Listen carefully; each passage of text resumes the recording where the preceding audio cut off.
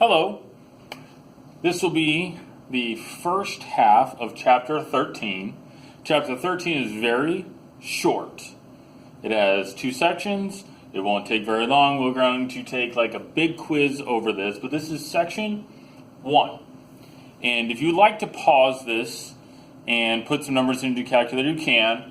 The calcium I put into list 1, and placebo I put into the list 2. So I would put them in my calculator. Anyway, researchers wanted to know, does increasing the amount of calcium in our diet reduce blood pressure?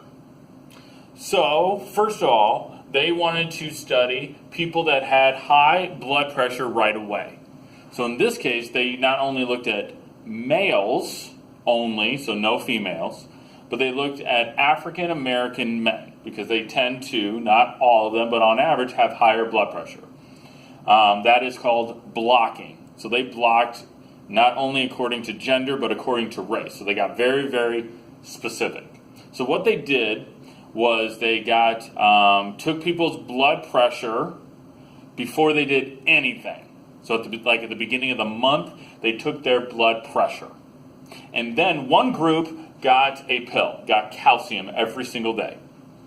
And then they got their blood pressure at the end of the month. And these numbers represent the difference. So this person lost 5 blood pressure points. This person gained 4. This person lost 18. This person lost 17. This person lost 10. The negative people actually gained. And then one group got placebo. So this person lost 11 over the month. Gained 11 over the month. This person lost 12, so on and so forth. So we want to find, is there significant evidence? Let's let alpha be 1%. So we'll let alpha be 1%. Is there significant evidence at the 1% level that the calcium had a greater decrease in blood pressure than placebo? This one, we need to look at our 4 steps. And the first step is always to name the test. Did every single person receive calcium and a placebo pill? No. This is not matched pairs. These are 2 different groups of people, so this is a 2 sample. So step 1, this is a 2 sample test, and we're going to look at the average. On average, did calcium have a bigger decrease than placebo? So this is a 2 sample. This is a mean, so it's a 2 sample t-test. 2 sample t-test or 2 sample t-test for the mean. Remember, mean t. So this is new. We have not done a 2 sample t-test. The null hypothesis is that the mean of calcium, so we want to put a little subscript here, mean of calcium equals the mean of the placebo.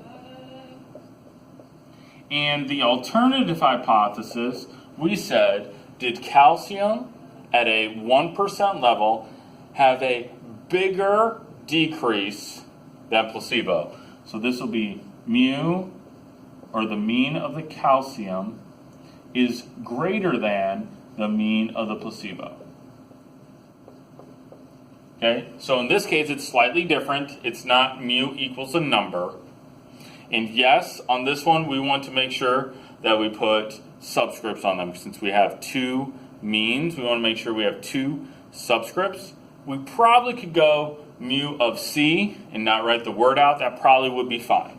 So that is step 1. Step 2 is conditions.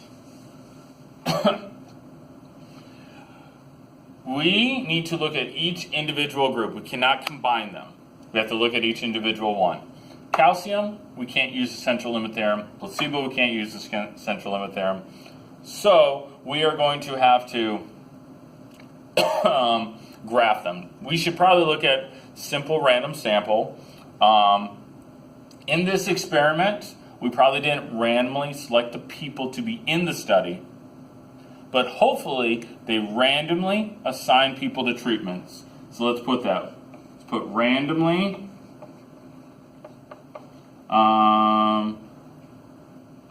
assigned treatments. So randomly gave each person a treatment. So a person comes up, they flip a coin, heads is calcium, boom, you're in the calcium group.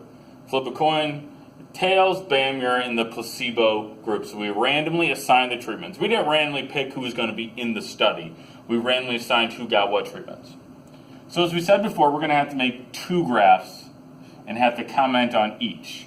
So we're going to graph list 1 and list 2. So let's do that. This one's going to be a box plot for the calcium, which is in list 1. Then if you go back to your stat plot,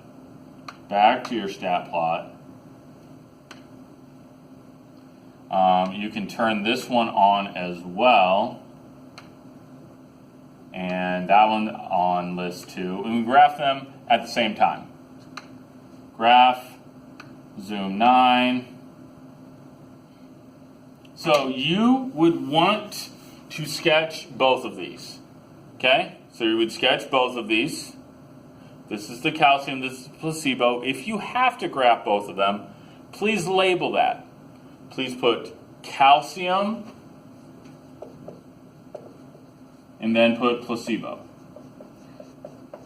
If both are good looking graphs, then you can kind of cheat and put both graphs have no outliers, which is true. This doesn't have an outlier, this doesn't have an outlier. Both graphs don't have an outlier. Both graphs are roughly symmetrical, but you have to comment on both. So you graph both of them, and you comment on both of them. So that's step 2. We talked about randomly assigning the treatments, and then we talked about the normal check. They are both approximately normal because they both don't have any outliers, and they both are roughly symmetrical. So that's step 2. So you just have to do the same thing we have been doing, but do it twice. Step 3 is super nice. It's hitting the correct buttons. So we're going to hit stat. We're going to go over to test. And it's number 4. Again, we're never using number 1 again. And we're not going to be using number 3 again. It is number 4. 2 sample t-test. 2 sample t-test. We were given all the data.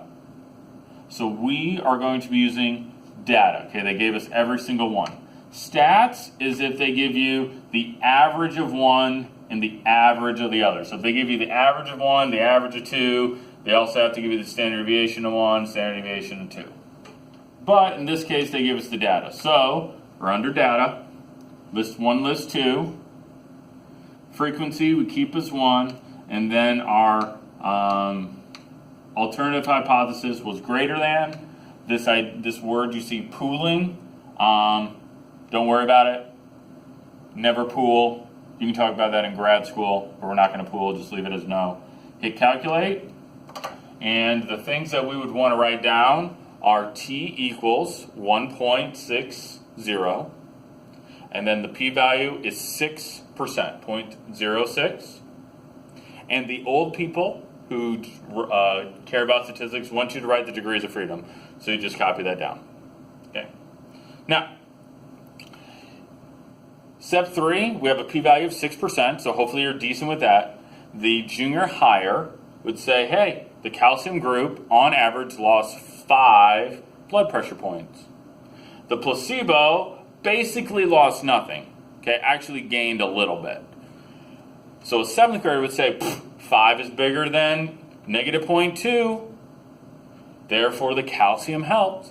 Well, what is the probability that we got the results we got, assuming that the null hypothesis, calcium equals placebo, is true? The probability is 6%. That's not super low. It's kind of on the border, but it is definitely not lower than 1%. So it's kind of low, but it's definitely not lower than our 1%. So yes, there seems like there's a difference, but not a big enough one. Okay, not a big enough one. The p-value is not low enough. So since the p-value is not low enough, we'll go on to step 4. So step 3, you want to write down t equals 1.6. Then you would want to write down p-value is 6%. And might as well write down the degrees of freedom for all those old people grading. So step 4, we're going to fail to reject the null hypothesis since p-value is greater than alpha. Okay, the p-value is greater than alpha.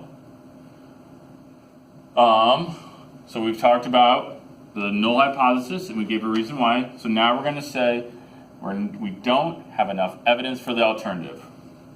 We do not have enough evidence to say, and write the null hypothesis in words, the true mean blood pressure of calcium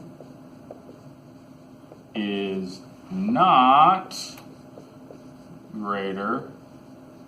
We do not have enough evidence to say that the blood pressure of calcium is greater than the true mean blood pressure of placebo. I'm sure my handwriting's not fantastic, but you could pause it and look at it. Yeah, there seems like that calcium helps a little bit, but it doesn't look like we have enough evidence. So if you took this to some company like Milk would be like, oh, that maybe calcium helps a little bit, but there's not a big enough evidence to say that it does help with blood pressure. It might, but we don't. A couple of things to keep in mind. We do not have to have the same amount of people in each study. It doesn't really matter. I probably would question it if we had 11 in this group and like 80 in this group, but technically the math works. It does not matter how many are in each group. One last thing I want to remind you of, and then I'll be done. Let's suppose we went from a greater than for the alternative hypothesis to a not equal to. We go from a one-sided test to a two-sided test. What is going to change? The p-value, for those people who know, should double. So it should be pretty close to 12%. And it is. It's almost 13. It's almost 13%. So I want to remind you of that, a one-sided test versus a two-sided test. P-value changes. All right, now you can do your homework. Oh, wait. Almost forgot. Had a joke or two for you. Since you endured the video, number one, you could read that comic, but here's my joke. My doctor just prescribed me blood pressure medication. It was a tough pill to swallow. All right, now you can do your homework.